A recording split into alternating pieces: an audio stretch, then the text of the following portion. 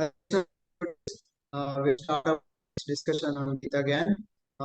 Before starting, we will offer our obeisances to the Lordship, Sri Jagannath Baldev Subhadramaya Sudarshan Ji, Sri Nitai Gaurachandra Ji, Vaman Dev Ji, Parshuram Ji, and all devotees here, Sri Prabhupada Ji. ओम अज्ञानतिमिरान्धस्य ज्ञानाञ्जनशलाकया चक्षुरुन्मिलितं येन तस्मै श्रीगुरवे नमः। नमो विष्णुपादाय कृष्णप्रेष्ठाय भूतले श्रीमते भक्तिवेदान्त स्वामिनिति नामिने। नमस्ते सरस्वते देवे गौरवाणी प्रचारिणे निर्विशेष शून्यवादी पाश्चात्य देशतारिणे। जय श्री कृष्ण चैतन्य प्रभु नित्यानंद श्री अद्वैत गदाधर श्रीवासादि गौर भक्त वृंद। हरे कृष्णा कृष्णा कृष्णा हरे हरे, हरे Ram Ram Ram Hare Hare. So today we are seeing the last verse of this chapter named the opulence of the absolute. Verse number 42. अथवा बहुनैतेन किं ज्ञातेन तवार्जुन विष्टभ्याहमिदं कृत्स्नम् एकेन जगत्. अथवा बहुनैतेन किं ज्ञातेन तवार्जुन विष्टभ्याहमिदं कृत्स्नम् एकांशेन स्थितो जगत्. अथवा बहुनैतेन किं ज्ञातेन तवार्जुन विष्टभ्याहमिदं कृत्स्नम् एकांशेन स्थितो जगत्. So Lord is telling, after telling all the opulences in this chapter, almost 19 shlokas, he has told so many opulences of him, and now he is telling what is need. He is telling translation and purport by His Divine Grace A.C. Bhaktivedanta Swami Prabhupada, Srila Prabhupada ki Jai. But what is the need? What is need is there? But what need is there, Arjuna, for all this detailed knowledge? With a single fragment of myself, I pervade and support this entire universe. So, after telling all the opulences, Lord is telling what is the need of this entire knowledge, detailed knowledge. With a single fragment of myself, just a fragment of Lord, all entire universe can pervade by himself. So we'll see in purport how Prabhupada is guiding us. Yeah. So in the purport, Prabhupada is telling the Supreme Lord is represented.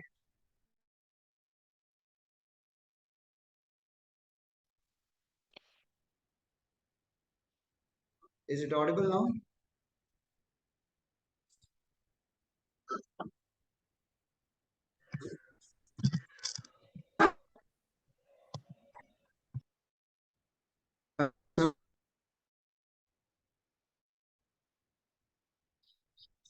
Hare Krishna, Prabhuji, is it audible? Yes, Prabhu. Yes, Prabhuji. Yes, Prabhuji, it is audible. Yeah. Yes. Yes. Thank you. Okay. So here Prabhupada is saying that the Supreme Lord is represented throughout the entire material universes by his saying into all things as the super soul. The Lord here tells Arjuna that there is no point in understanding how things exist in their separate opulence and grandeur. He should know that all things are existing due to Krishna's appearing as super soul. From Brahma, the most gigantic entity, or down to the smallest ant, all are existing because the Lord entered in each and all. Is sustained. So everything is sustaining only because of Lord's presence in them.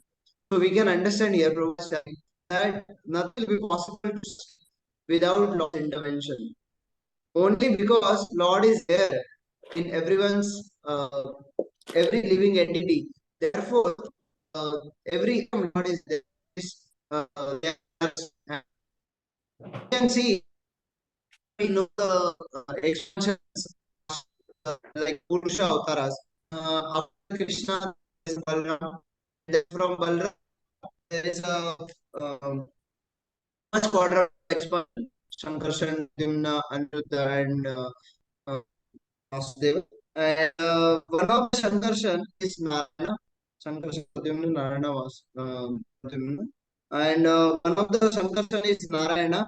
And from Narayana, there is a second quadruple expansion. And from the second quadruple expansion, the another Sankarshan, that is Mahavishnu, Mahasankarshan appears.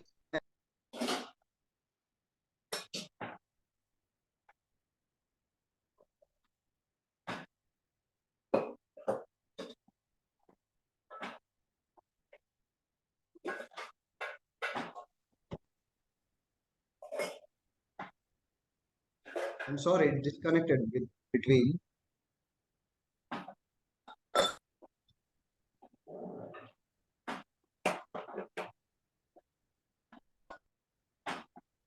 So we see from Mahavishnu, uh, the Karanodakshai Vishnu, Mahavishnu, the Karanodakshai Vishnu, who lies in the casual ocean, and from whom from his pores, innumerable universes are coming out, and from this, he is the super soul in entire material realm.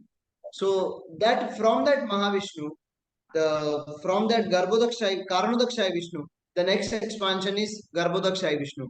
And this Garbhodakshay Vishnu lies in Garbhodaka ocean. From the Garbhodakshay Vishnu, who lies on the Garbhodak ocean within each material universe, he is the super soul and individual universe of an individual universe. So every universe is having a Garbhodakshay Vishnu. From that Garbhodakshay Vishnu, there is expansion of Chirodakshay Vishnu.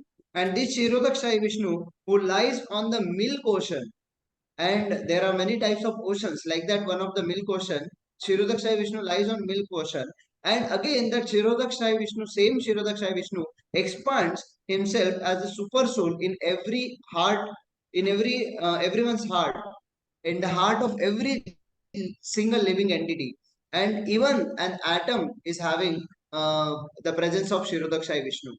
So Prabhupada is telling here that he should know that all things are existing due to Krishna's entering them as super soul. From Brahma, the most gigantic entity, the eldest, and on down to the smallest ant, all are existing because the Lord has entered each and all, uh, and is sustaining them. Okay, so there is a mission that regularly propounds that worship of any demigod will to lead one to the supreme personality of Godhead or the supreme goal. But worship of demigod is thoroughly discouraged herein because even the greatest demigods like Brahma and Lord Shiva represent only part of the opulence of Supreme Lord. He is the origin of everyone born, and no one is greater than him. He is Asam Urdhva, which means that no one is superior to him. Therefore, we call him as Supreme Personality of Godhead. So he is the most supreme, and there that no one is equal to him. So here we can understand that there is a propaganda in outside world that you worship any demigod and you will go to the Supreme Personality of Godhead. No, like people say that you offer pranam to all any demigod or any devata, it will go ultimately to the Krishna. No, even in the Bhagavad Gita 9.25, we can see here, Yanti Deva Vrata Devan Pitrun Yanti Pitru Vrata Bhutani Yanti Bhuteja Yanti Madhya Jinom Pimam. So Krishna is only telling in the last chapter of the Bhagavad Gita, Bhakti Yoga 9.25, that those who worship demigods will go to the demigods. They will take birth among the demigods. Those who worship the ancestors go to the ancestors. Those who worship ghosts and spirits will take birth among them. So those who worship me, they will live with me.